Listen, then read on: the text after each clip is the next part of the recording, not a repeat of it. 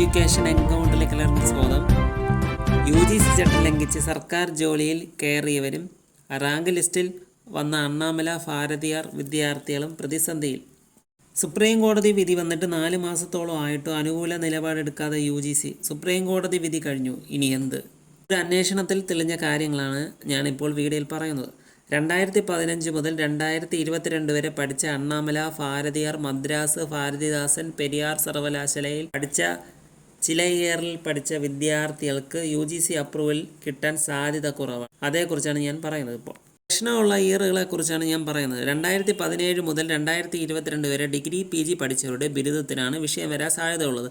കാരണം എന്തെന്ന് വെച്ചാൽ 2017 ജൂണിലാണ് UGC റെഗുലേഷൻ സംബന്ധിച്ച് ഉത്തരവിറക്കിയത്. 2020 രണ്ടാമത്തെ UGC റെഗുലേഷൻ നിലവിൽ വന്നു.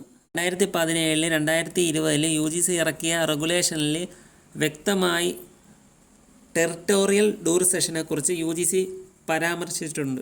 ഒരു കാര്യം എല്ലാവരും മനസ്സിലാക്കേണ്ടത്, 2015 2016 UGC റെഗുലേഷൻ സംബന്ധിച്ചൊന്നും ഉത്തരവ് ഇറക്കിയിട്ടില്ല. ഈ 2017 ജൂണിനാണ് റെഗുലേഷൻ സംബന്ധിച്ച ഉത്തരവ് ഇറക്കിയിട്ടുള്ളത്. ഈ 2017 മുതൽ 22 വരെ ഉള്ളവരുടെ ഡിഗ്രി UGC റെഗുലേഷൻ്റെ പേരും പറഞ്ഞ് റദ്ദാക്കാൻ സാധ്യതയുണ്ട്. റെഗുലേഷൻ്റെ പേരും പറഞ്ഞ് UGC ഈ വർഷം ലിസ്റ്റ് ഇടാതിരിക്കുകയോ എതിരായിട്ട് നോട്ടീസ് ഇറക്കുകയോ ചെയ്തു കഴിഞ്ഞാൽ ശരിക്കും പെട്ടുപോകുന്നത് സർക്കാർ ജീവനക്കാരാണ്, കൂടാതെ PSC റാങ്ക് ലിസ്റ്റിലുള്ള ഉദ്യോഗാർത്ഥികൾ. ഏകദേശം 50,000-ഓളം പേരാണ് തുല്യതാ സർട്ടിഫിക്കറ്റ് മാത്രം വെച്ച് UGC അംഗീകാരം ഇല്ലാത്ത ഡിഗ്രിയുടെ തുല്യതയുടെ മറവ് പിടിച്ച് PSC വഴി നിയമനം ലഭിച്ചത്. അതിന് ഉത്തമ ഉദാഹരണമാണ് അണ്ണാമലയിൽ പഠിച്ചവർ കേരള ഹൈക്കോടതിയിൽ നൽകിയ കേസുകൾ. അംഗീകാരമില്ലാത്തതിനാൽ ഹൈക്കോടതിയെ ആശ്രയിച്ചിരിക്കുകയാണ് പലരും. പക്ഷേ ഇതിൽ ചില വിഷയങ്ങളുണ്ട്. സുപ്രീം കോടതി വിധി വെച്ച് അറ്റാച്ച് ചെയ്ത് 10ഓളം പേരാണ് കേരള ഹൈക്കോടതിയിൽ കേസ് ഫയൽ ചെയ്തിട്ടുള്ളത്. സർക്കാർ ജീവനക്കാർ തുല്യത സർട്ടിഫിക്കറ്റ് കിട്ടാത്തതിനാൽ ജോലി കിട്ടാൻ പ്രൊട്ടക്ഷൻ ഓർഡർ ലഭിക്കാൻ കോടതിയെ ആശ്രയിച്ചിരിക്കുകയാണ് അധികവും. കേരള ഹൈക്കോടതിയിൽ കേസ് ജൂൺ 10 മാറ്റിവെച്ചിരിക്കുകയാണ്. അതായത് 5 മാസം കഴിഞ്ഞാണ് കേസ് ഹൈക്കോടതിയിൽ. എല്ലാവരും ഇതിൽ മനസ്സിലാക്കേണ്ട കാര്യം എന്തെന്ന് വെച്ചാൽ, സുപ്രീം കോടതി വിധി വന്ന ശേഷവും ഇവിടെ ഒന്നും നടക്കുന്നില്ല. കേരള ഹൈക്കോടതിക്ക് പോലും 5 മാസം വരെ ആലോചിക്കാനുള്ള സമയം വേണം എന്തെങ്കിലും തീരുമാനം എടുക്കാനും. ഈ ജൂൺ 10 ഹൈക്കോടതി കേസ്.